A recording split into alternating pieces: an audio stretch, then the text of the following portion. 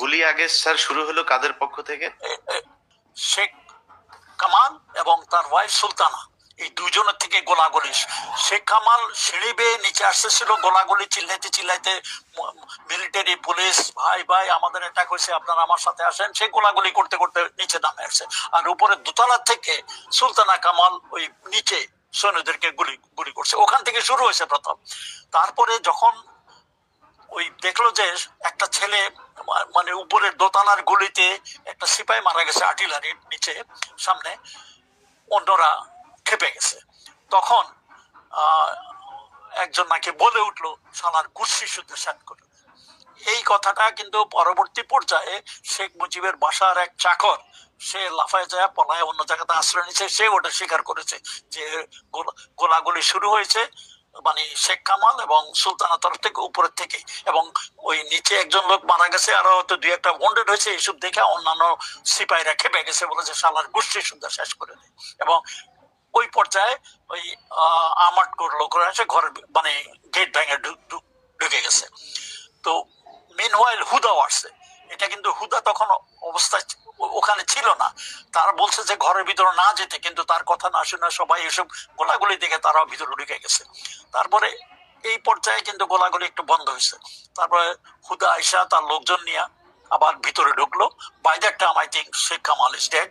শেখ কামালের সাথে হয়তো ইয়ে ছিল, শেখ নাসেরও ছিল সেদিন বাসায়, আরো কিছু পুলিশ দিয়ে একজন ওখানে হয়তো মারা পড়তে পারে। আর হুদা তার কিছু সৈন্য সামন্ত নিয়ে উপরে গেছে। His duty was according to him to bring Sheikh Mujib down. এবং তার সাথে তার কথা মতো মেজর মহিউদ্দিনও ছিল। তারা উপরে। আর মিনওয়াইল শেখ মুজিবও তার ঘরের থেকে বাইরে আসলে হুদা, মহিউদ্দিন ওরা শেখ মুজিবকে নিচে নামায় আসতেছিলেন, সিঁড়ি বয়ে নিচের দিকে আসতেছিলেন। যে মুহূর্তে তারা সিঁড়ি বয়ে নিচে আসতেছিলেন, অমন সময় উপরে থেকে নাকি আবার গুলি গালা শুরু করছে। এই সময় শেখ জামাল, সেও ওই রুমে, শেখ জামাল এবং সুলতানার ও দুজনেই এলো পাতালি গুলি গালা শুরু করছে। এক গুলিতে এই মুজিবের পিছনে ছিল একটা সিপাহী পড়ে গেছে, মানে ওয়ান্ডেড। আর গুলিগালা আওয়াজ শুনে মহিউদ্দিন এবং হুদা ওরা দুজনেই ডাক, শেখ মুজিব তখনও দাঁড়ানো ছিল, এবং তারা ডাক করে বেঁচে গেছে গোলাগুলি শুরু করতে। আর এই গোলাগুলির আওয়াজে গেটে দিয়ে বাই দ্যাট টাইম অন্যান্য লান্সারের লোকজন যারা আসছে তারাও মানে ঠুইকে এসে একেবারে মানে পাগলের মতো হয়ে গেছে। তারা পাল্টা গুলি দিয়ে, এবং মুজিব উনি নিজে অনেক বড় লোক, লম্বা চড়া, আর গুলি ওই মুজিবের গায়ে লাগছে সবগুলো, নিচের থেকে গুলি করছে। and he fell down and streaming blood. এই হলো মানে হুদার। এই যে আমরা আমরা ওই যে মুহিত সম্ভবত এই যে মামলার আসামি, সেই ব্যক্তির বক্তব্য শুনি যে রাসেল এসেছে, আমাকে বাঁচাও, সিনেমার মতো করে দৌড়ে এসেছে, তারপরে ওনার কোলে জড়িয়ে ধরেছে, উনি বলেছে না ওকে মেরো না। হ্যাঁ, তারপরে মানে এই যে সিনেমা নাটক, এগুলো কি এটা ইলিয়াস, এটা নাটক।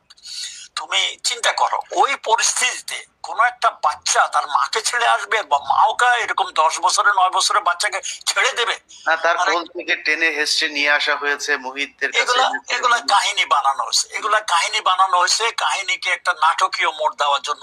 এগুলো একটা মানে চিন্তা করার বিষয়। কিন্তু ঠিক আছে, তারা এক জায়গাতেই থাকে। মাও কি ছেড়ে দেবে?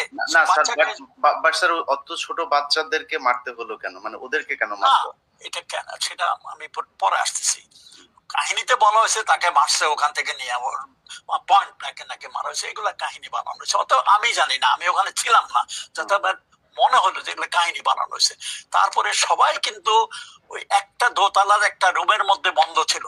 শেখ মুজিব চলে আসলো, বাকি সবাই তারা অনেক শেখ মুজিবকে মানে যাতে না নিতে পারে চেষ্টা করছিল, কিন্তু পারে নাই। শেখ মুজিব নিজে থেকে আসছে।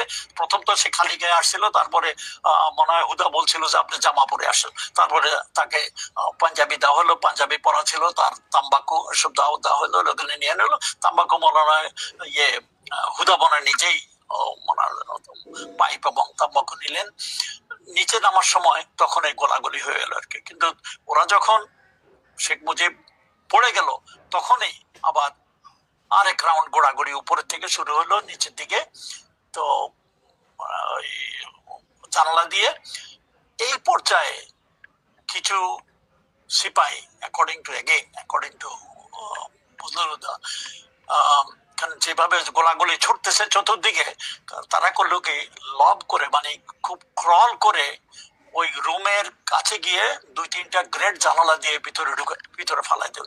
ইতিমধ্যে কিন্তু শেখ মুজিবের বাসা সবাই একই রুমেই, বাইরে কেউ নাই। বাইরে যারা ছিল ওরা সিপাহী টিপাহী, নিচে পুলিশ টুলি ওরা ছিল, শুধু শেখ নাসের ছিল নিচে, সে নাকি বাথরুমে পরে গুলি খেয়েছে, বাথরুম মারা গেছে। কিন্তু বাকি সবাই রাসেল মাসেল সবাই মিলে ওই রুমেই ছিল। ওই গ্রেনেড অ্যাকর্ডিং টু, আমি জানি না কারণ দিস ইজ স্টেটমেন্ট ফ্রম হুদা, যে গ্রেনেড নিয়ে 2-3টা গ্রেনেড ওই জানালার ভিতর দিয়ে কাছে ক্রল দিয়ে ড্রপ করে তারা সরে পড়ছে। ওই গ্রেনেড ব্লাস্টে সবাই মারা যায়। এই মানে পরিবার সবাই সবাই এক জায়গাতে ছিল, ওখানেই ছিল, এবং সবাই এক রুমেই সবাইকে মারা যায়। রাসেল নিচে বসে নাই, অন্য কাউ, শুধু শেখ কামাল নিচে মারা গেছে, বাকি সবাই ওই রুমে ওই গ্রেনেড ব্লাস্টে মারা যায়। এখন মুজিবের মৃত্যুর পরে কোনো ফরেন্সিক স্টেটমেন্ট নিছে কিনা জানি না, তারা কি গুলিতে মারা গেছে না গ্রেনেড ব্লাস্টে মারা গেছে এটা কেউ পরীক্ষা করে নাই। পরীক্ষা করলে দেখা যেতে পারতো তারা কিভাবে মরছে, কিন্তু সবাই ওই এক রুমে হার্ডল হয়েছিল, ওখানে সবাই মারা যায়। That was the end of Mujib family, ওইভাবে করা হয়েছে। এটা আমি যা মানে আমার এই বইয়ের মধ্যে স্টেটমেন্ট আছে, সেই এর মধ্যে সে বলেছে যে ওতেই সব মারা যায়। হওয়ার কথা, কারণ একটা রুমের মধ্যে এতজন লোক থাকলে একটা 2-3টা গ্রেনেড যদি একত্রে ব্লাস্ট করে, কারোর কোনো বেঁচে থাকার মানে সুযোগ নাই। তারপরে সেখান থেকে তো পরের ঘটনা আমরা জানি। রেডিও স্টেশনে তারপরে আমি let me go back two radio station, যেখানে আমি ছিলাম। মুস্তাক আসলো, বসলো, আমরাও ছিলাম সাথে সাথে। কি করা যায়, তখন ডালিম এবং রশিদ ওরা সিদ্ধান্ত করলো we must get the army chiefs, army, navy, air force, police সবাইকে আমরা নিয়ে আসি। আলাপ করলো ইয়ের সাথে, মুস্তাকের সাথে, সবাই আলোচনা করলো না, বিকজ তারা যেন ইন্ডিপেন্ডেন্টলি কোনো কিছু করার সুযোগ না পায়, এই জন্য সবাইকে এখানে নিয়ে আসা হোক। প্রথম টেলিফোনে যোগাযোগ করলো, ওরা আসতে চায় না, ওরা আসবে না। তখন ডালিব এবং রশিদ দুজনেই সৈন্য সামন্তের তারা গেল। মানে আমি বলবো যে এটা একটা সাহসিকতার মানে দরকার আছে, এমন একটা জিনিস, এমন পর্যায়ে ওসব জায়গাতে যাওয়া যেখানে মানে শফিউল্লাহর সাথে তার পুরা সেনাবাহিনী তার সাথে এখনো আছে, তারপরে এয়ারফোর্স আছে, নেভি আছে। কিন্তু এই পর্যায়ে অবশ্য ডালিম রশিদ যখন যায় তাদের সাথে সৈন্য সামন্ত নিয়ে গেছে, কিন্তু উপস্থিত সৈন্য সামন্তের কাছে তাদের এগুলো কিছু না, এটা খুব সাহসের প্রয়োজন। সাহস নিয়ে তারা গেছে। ডালিম নাকি প্রথম শফিউল্লাহর ওখানে গেছে, চাই ওখানে স্যার প্রেসিডেন্ট মোস্তাক আপনাকে ডাকছেন, আপনাকে যেতে হবে আমার সাথে। তো প্রথম নাকি শফিউল্লাহ বলে, সে তোমার প্রেসিডেন্ট, আমার প্রেসিডেন্ট আমি যাব না। তখন ডালিমের হাতে তার কি স্টেন গান বা পিস্তল যাই ছিল, সে ছিল, সে ডেকে ডেকে তখন শফিউল্লাহ নিজেও ঘাবড়ে হয়ে গেছে। সে বুঝতে পারলো যে আর বাই দ্যাট টাইম রেডিওতে অলরেডি স্টেটমেন্ট যাচ্ছে যে শেখ মুজিব ইজ ডেড। অতএব শেখ মুজিব যখন মারা গেছে, তার করা কিছু, তারা নিজেদের মধ্যে নিচ্ছে army chief, navy chief, air force chief, তারা নিজেদের মধ্যে আলাপ আলোচনা করে এখন দেখেছে যে গেম ইজ ওভার, তাদের এখন করার কিছু নাই, অতএব তাদেরকে সারেন্ডার করতে হবে। আলটিমেটলি শফিউল্লাহ এগ্রিড, হি কেম। তো শফিউল্লাহ আসার পরে মেইন টার্গেট যখন পড়ে গেছে, বাকিরাও এয়ারফোর্সে, নেভির, ওরাও আস্তে আস্তে এসে গেলেন, সবাই মানে রেডিও স্টেশন আসলেন। বিডিআর এর চিফ ছিলেন তখন মেজর জেনারেল খলিলুর রহমান, উনিও আসলেন। পুলিশের চিফ ছিল কি নুরুল ইসলাম নাকি, উনি আসলেন, সবাই আসলেন, সবাই এয়ারপোর্টে আসলেন। ওই এক রুমে, ছোট্ট রুমে হার্ডল করে সবাই পড়ে আসলেন। খন্দকার মোস্তাক খুব চালাক মানুষ, সে সবাইকে সামানিয়ে বলে দেখেন এই ছেলেরা এই কাণ্ড ঘটাইছে, আমাকে আইনে এখানে বসায় দিছে, আমাকে মানে খুব সুন্দর ভাবে বলতেছে, আমাকে দায়িত্ব দিছে, আমি এখন আপনারা এটাকে সামলান। চিফসরা একজন আরেকজনের মুখের দিকে তাকাইতে তাকাইতে কতক্ষণ বলবো যে ঠিক আছে স্যার, আমাদেরকে যখন দায়িত্ব দিতেছে সামলার জন্য, আমাদের হাতে ছেড়ে দেন, let us take over, let us go back to our cantonment, আমরা কি করতে হবে। তো বুঝে মানে মোস্তাকও চালাক আছে, সে ওদের চাল বুঝতে পারছে, না ভাই আপনারা যা করবেন এখানেই করুন, আপনাদেরকে আর ফেরত যাওয়ার দরকার নাই। তো আমার মনে আছে ও বললো যে আমাদেরকে কমান্ড সবার সাথে যোগাযোগ করতে হবে, আহ, কে কি ওগুলো জানতে হবে, শফিউল্লাহ বলতেছিল। তখন আমার মনে আছে রশিদ একটু ধমক দিয়েই বললো, স্যার আপনি হলেন চিফ, আপনি যে অর্ডার দিবেন সে লোকে শুনবে, অন্যের কথা এখানে বলার সুযোগ নাই, আপনি যা বলবেন তাদেরকে শুনতে হবে। আপনি যদি, মানে আমার মনে আছে রশিদ এভাবে বলেছে, এবারে মানে দৃঢ়ভাবে বলছে, আপনি যদি সঠিক একজন চিফ হয়ে থাকেন আপনার কথা তাদেরকে শুনতে হবে, তাদের কথা আপনাকে শুনতে হবে কেন। এখন এই পরিস্থিতিতে আপনি যা বলবেন সেটাই বলবেন, আপনাকে এখানেই বলতে হবে, আপনাকে ফেরত যেতে হবে না। অতএব তার এই দৃঢ় কথা শুনে সবাই ঠান্ডা হয়ে গেছে। তখন কে কি লিখবে দেখবে এটা নিয়ে, তখন বললো আপনাদের চিন্তা করার দরকার নাই। খন্দকার মোশতাক বললো তাহিরউদ্দিন ঠাকুরকে আমি ডাকছি, সে আপনাদের পক্ষে লিখে দিবে। তো তাহিরউদ্দিন ঠাকুর অলরেডি স্টেটমেন্ট লেখা তার কাছে আছে, মানে চিফসরা কে কি স্টেটমেন্ট দিবে মানে সে অলরেডি লিখে রাখছে। তো ওদের এটা ডিস্ট্রিবিউট করে সবাই সামনে দেওয়া হলো, সবাই ওটা দেখে দেখে, মানে তাদের না বলার তখন কোনো সুযোগ ছিল না। তখন একজন একজন করে শফিউল্লাহ, নেভি চিফ ছিলেন তখন M A Khan, rear admiral, তারপরে এয়ার চিফ ছিলেন এয়ার ভাইস মার্শাল খন্দকার, এরা সবাই একজন একজন করে বেতারে যে আবার এক একটা স্টেটমেন্ট হতো 5-10 মিনিটের বেশি নয় করে একজন একজন সবাই বলেছেন যে আজ সকালে যে সামরিক অভ্যুত্থান হয়েছে তাদের প্রতি আমাদের সম্পূর্ণ সাপোর্ট আছে, এবং খন্দকার মোশতাক নেক্সট প্রেসিডেন্ট হিসাবে তার প্রতি আমরা অ্যালিজেন্স, আমরা অনুগত্য স্বীকার করতেছি। এরকম দিয়ে আপনারা সবাই শান্ত থাকুন, সুতরাং পুরা আর্মি তাদের মানে এটা এটা আমার মুখের কথা নয়, এটা কিন্তু রেকর্ডেড, তারা যে প্রত্যেকে স্টেটমেন্ট দিয়েছে এগুলো রেকর্ডেড আছে। তারপরে বিডিআর দিল, পুলিশের চিফ দিলেন, তারপরে রক্ষী বাহিনীর চিফ ছিলেন না নুরুজ্জামান, তখন দেশের বাইরে, তো ডেপুটি চিফ ছিল একজন lieutenant colonel, he has given the statement. আনসারের চিফ, প্রত্যেককে দিয়ে স্টেটমেন্ট দেওয়া হইলো, প্রত্যেকের স্টেটমেন্ট মানে অ্যানাউন্স করা হলো একজন একজন করে, মানে হোল কান্ট্রি হ্যাজ নোন ইট। এখন শফিউল্লাহ অন্যান্য লোকেরা যতই বড় বড় কথা বলে আমরা এতে ছিলাম না, অমরক ছিল না, এটা তাদের বক্তব্য সবার কাছে আছে, এটা তো আর মিটানো যায় না। তো তারপরে আমার মনে হয় খন্দকার মোশতাকের স্টেটমেন্ট এসে 11টার দিকে, 11টার দিকে স্টেটমেন্ট এসে সংক্ষিপ্ত, খুব বড় একটা স্টেটমেন্ট দেয় নাই, এবং বলছে এই বাংলাদেশের এই সূর্য সন্তান কিছু অফিসাররা এই ঘটনা দেশের প্রয়োজনে এটা করেছে, তারা আমাকে দায়িত্ব দিয়েছে, আমাকে দায়িত্ব এমন সুন্দরভাবে একবারে ভালোভাবে সে বক্তব্য দিচ্ছে। খন্দকার মোশতাকের আবার একটা জিনিস, সে যখন উত্তেজিত হয়ে যায় সে স্ট্যামার করে, তোতলায়, কিন্তু যখন সাধারণভাবে কথা বলে সে ঠিক মতে কথা বলে। ছোটখাটো মানুষ বেশ বুদ্ধিমান, কিন্তু মানে একটু তোতলানো ভাব আছে আর কি, উত্তেজিত হয়ে গেলে আর কি। যাই হোক, সেটা হলো বেতার ঘরের কাহিনী, বেতারের কাহিনী অতটুকুই। তারপরে 12টার দিকে কারফিউ রিলিজ করা হলো, সেদিন শুক্রবার ছিল, জুমার দিন, জুমার জন্য কারফিউ রিলিজ করা হলো। আর the moment curfew has been lifted, এটা একটা দেখার যে তোমাদের তখন জন্মটন্ম হয় নাই, তখন যারা ঢাকায় ছিলেন আমাদের মুরব্বীরা বয়স্করা তারা দেখেছেন সেই ঢাকার যে চেহারা, মানুষ এবং উল্লাসে ফেটে পড়েছে বাইরে সারা, মানে ঢাকা তখন, ঢাকার লোক সংখ্যা এখনকার মতো এত বেশি ছিল না, কিন্তু যেই সংখ্যার লোকজন ছিল সবাই বাইরে এসেছে উল্লাস করতে। হুমায়ুন আহমদের নাম সবাই জানে, কথা সাহিত্যিক, পপুলার। হুমায়ুন আহমদের দেয়াল দেয়াল বইতে উনি লিখেছেন শেখ মুজিবের মৃত্যুর পর চারিদিকে মিছিল আর মিছিল আর মিছিল, দুঃখজনক ভাবে হলেও সত্য, সেই মিছিল গুলা সব আনন্দের মিছিল।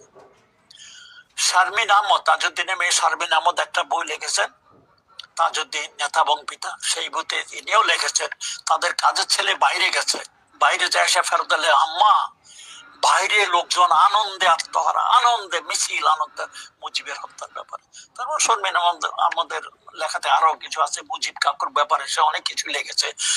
তো এই হলো তখনকার ওই ঢাকার চেহারা, মানুষের আনন্দ। আরেকটা জিনিস হলো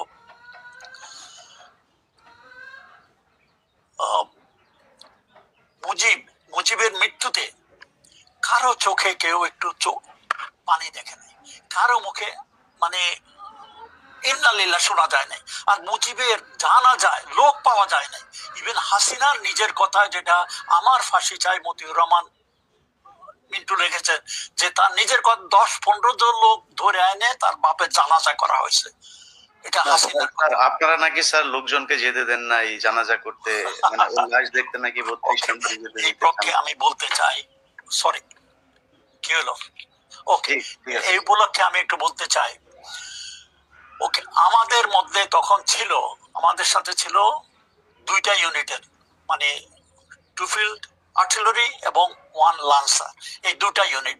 লান্সার এবং আর্টিলারির লোক সংখ্যা কিন্তু ইনফ্যান্ট্রির মতো না, 2 ইউনিটে সব মিলে হয়তো 250, মানে সব মিলে 400-500 লোক হবে ইনফ্যান্ট্রি ইউনিটের জন্য। এই জন্য আমরা অপেক্ষা করতেছিলাম, কিন্তু আসে নাই।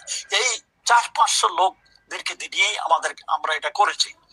এখন এই 400-500 লোকের মধ্যে যে টার্গেট 4টা এয়ারপোর্ট বিভিন্ন জায়গায় ছিল, এরা ওখানেই ব্যস্ত ছিল। সারা বাংলাদেশে 400 লোক ছিল না, আর ঢাকা শহর চতুর্দিকে তারা ছিল না। আরেকটা মজার জিনিস হলো যে ট্যাঙ্কগুলা গেছে, এই ট্যাঙ্কগুলার যে মেইন গানের কিন্তু গোলা ছিল না, কারণ গোলা থাকে জয়দেবপুরে একটা মানে সুরক্ষিত জায়গায়।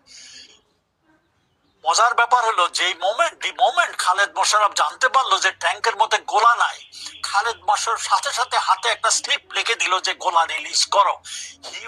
Khaled Mosharraf was the first officer to react positively to the coup, মানে পক্ষে। কিন্তু কিন্তু স্যার আওয়ামী লীগ তো এখন বলে যে খালেদ মোশাররফ হচ্ছে ওনাদের লোক, খালেদ মোশাররফের পরিবারও দেখি হাসিনার কাছ থেকে পুরস্কার টাকা পয়সা নেয়। এটা হলো চোর বালালে বুদ্ধি পালে। এখন কথা হলো ঘটনার পরে লোকে অনেক কাহিনী বানায়, যেমন 15ই আগস্টের পরে জাসদের লোকজন সবাই মনে করে আমরা এটা ঘটাইছি। আমরা একটা কথা আছে না, কোন একটা সাকসেসফুল স্টোরির পেছনে অনেক বাপ আছে, আর জনগণটা মানে আনসাকসেসফুল থিংয়ের কোনো বাপদাদা নাই, সেরকম কাহিনী।